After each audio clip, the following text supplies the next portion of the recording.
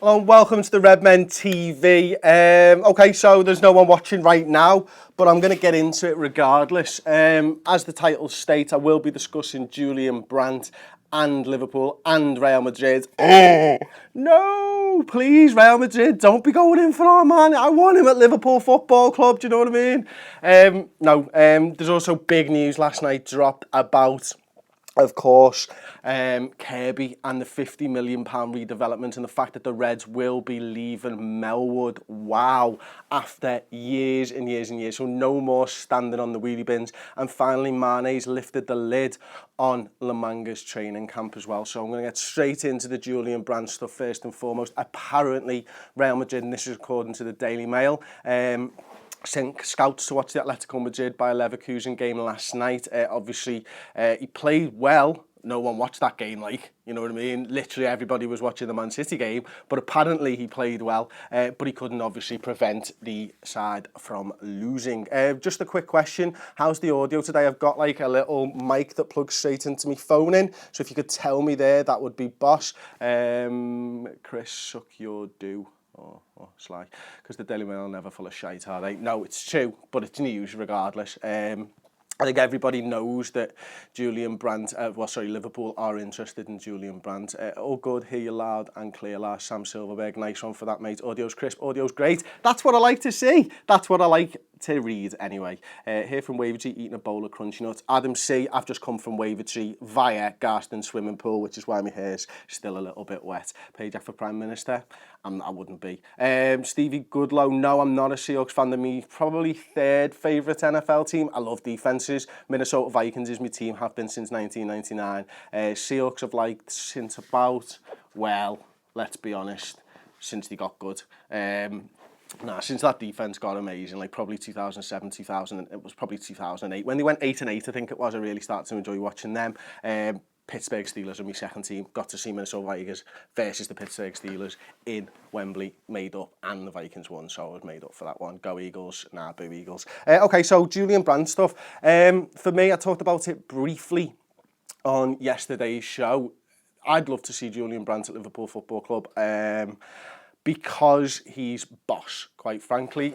Look, 20 years old, he's the type of player that I think Liverpool should be signing, but it's not like a replacement for somebody. I think, as I said yesterday, and I've said so many times, I think Liverpool will be going to a 4-2-3-1 with Firmino dropping in. If we're in the Champions League, and hopefully we are in the Champions League, then I believe we're going to need maybe 6 players for those 3 positions. Regardless, we're going to need 4 really, really top players if we keep with the 4-3-3. I think we still need a striker as well, a proper striker. I love what Roberto Firmino's done up top for Liverpool this season, but I think, someone who's used to trying to find space, especially against low block sides in the area, and has been doing that for 20 years, is just obviously a better option for us than Roberto Firmino, who is doing an admirable and great job, but he's not a striker. I think we'll see him at number 10 hopefully soon, and we'll see the real best of Roberto Firmino.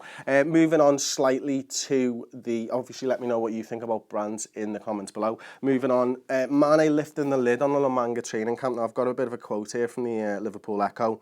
It was just like a pre-season. Okay, the weather was good and we had a good time, but the training sessions were very intense, so it was like a pre-season. Basically, what he's alluding to there is that what Klopp said a week before is that this is about a pre-season that we'll see the players through for the last 13 league games of the season. And look, if we can take advantage of that, and we didn't want to go out to the Cups, we wanted to be in a League Cup final, we wanted to go progress in the FA Cup, but you've got to take advantage of the situations that you find yourself in. And having heard that Klopp wanted to go to St George's Park, which is where England train, near Birmingham, he'd also tried to go to Glasgow as well, and those pitches were full. Manga was the next best option. Michael K. Chris's forehead brighter than my future? Probably, mate. But that's because your future's not very bright, is it? Do you know what I mean? Sorry. Okay, and finally, the real sort of big talking point, obviously Liverpool are going to be leaving Melwood after years and years and years. They're going to be buying another 14 acres. It looks like they're planning, or they've spoken to Nosy Council at length for the last few years. James Pearce has done some great articles and apparently a podcast as well on the new Echo podcast about the details for this. And Jurgen Klopp came out in, I think it was October now, and started to talk about having both the first team and the academy together and closer together. So it looks like there's going to be a complete redevelopment of those already fantastic facilities at Kirkby. But the main first team bit, I believe, is going to be at the back end in this new bit, and it's going to be looking at sports science and recovery and stuff. And if anybody listens to the MMQB podcast, Peter King, I think it is, who hosts it, he had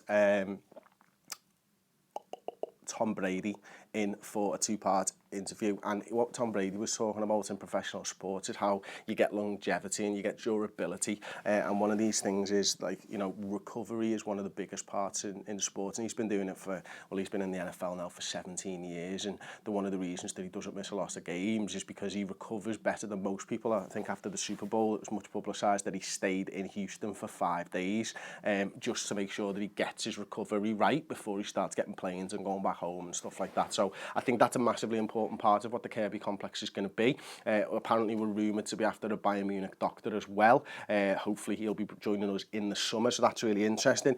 And it's just got to be good, hasn't it, for the academy youngsters, the fact that they'll be seeing the first team, they can see a direct route into that first team, and the fact that Jurgen Klopp can start looking at these younger players more closely, and maybe he doesn't have to bring them into Melwood all the time, or he won't have to bring them into Melwood all the time, will he? Because he'll be able to see them, he'll be able to have those conversations with the coaches and maybe just bring them in for a session here and there, instead of having to uproot them, change their routine, get them a little bit out of the comfort zone and stuff. Whereas if they're just playing and they turn up in the same place every single day, and yes, they get to play with the first team and stuff, it'll be much less of a shock to the system. You're probably going to see the best of that young player. So I think that's really interesting as well. Hopefully work will be started early 2018, and we could be in there. I think it's for the 2018-19 season, but no, sorry, 2019-20 season. It's apparently been designed by KSS, who designed Anfield's new main stand as well.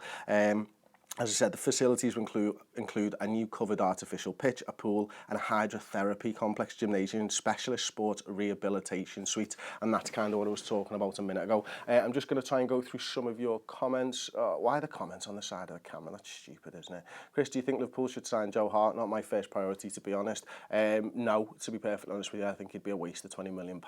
Michael K, watched the podcast last night. Fucking boss, top job, lads. Thank you very much, Michael. It was our first podcast this week. It's gone out for free on SoundCloud. If you look at our Twitter and stuff, the links are there. I'll put it in the description for this video as well. Massively enjoyable. It's just going to be me and Paul for now. We're going to talk about all things Liverpool Football Club. We've heard loads of people wanted an audio version of what we do. We've listened, finally. It's taken us a hell of a long time, so we're trying to get that off the ground. We released it yesterday morning. It's there, an extended version in video form for the subscribers of our website as well.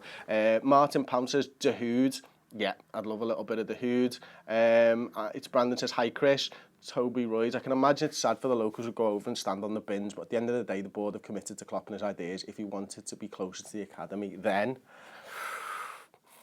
Yep, can't see your next comment, mate. I think you're probably right. Look, it's one of those things. It's like a little bit of a ritual in Liverpool as you're growing up. I don't know whether a lot of people know this from outside the city, but Melwood has a really low wall. It's fairly high, to be fair, but you put a wheelie bin next to it and you stand on top of the wheelie bin and you get to watch the Liverpool players train. And kids around Liverpool have been doing that for absolutely years. Like, I remember going to do it when I was a kid and my dad taking me down.